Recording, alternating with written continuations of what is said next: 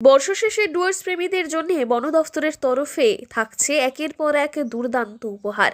তার মধ্যে আরও একটি বিশেষ আকর্ষণ যোগ হলো বন্যপ্রাণকে কাছ থেকে দেখবার সুযোগ। এবার জঙ্গলে এলেই হাতির স্নান একেবারে কাছ থেকে দেখতে পারবেন পর্যটকেরা। জলপাইগুড়ির গরুমারার ধূপঝোড়ায় পর্যটকদের জন্য একটি নতুন এবং রোমাঞ্চকর অভিজ্ঞতা আসতে চলেছে। খুব শীঘ্রই এই অঞ্চলে বন দফতর একটি বিশেষ পর্যটন পরিষেবা চালু করতে চলেছে, যেখানে পর্যটকেরা হাতির স্নান দেখতে পারবেন একেবারে কাছ থেকে।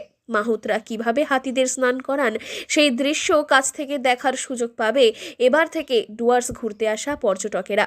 গল্প বলতে আমাদের ধূপঝোড়া বিটে আগেও যেটা ছিল যে পর্যটকরা হাতি স্নান উপভোগ করতেন, তো আমরা সেই প্রজেক্টটাকে আবার মাঝখানে বন্ধ ছিল, আবার খোলার চেষ্টা করছি।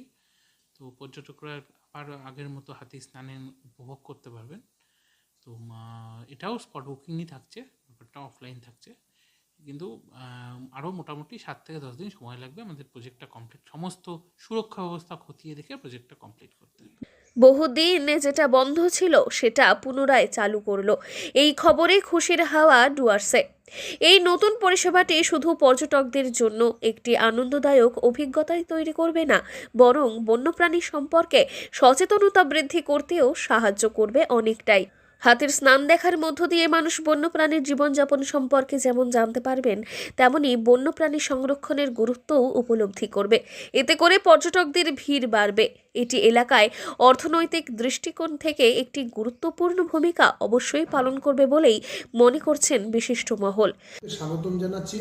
সেই সাথে আমরা এতদিন হাতির পিঠে ভ্রমণ করে ফরেস্টের অপরূপ সৌন্দর্য উপভোগ করেছি।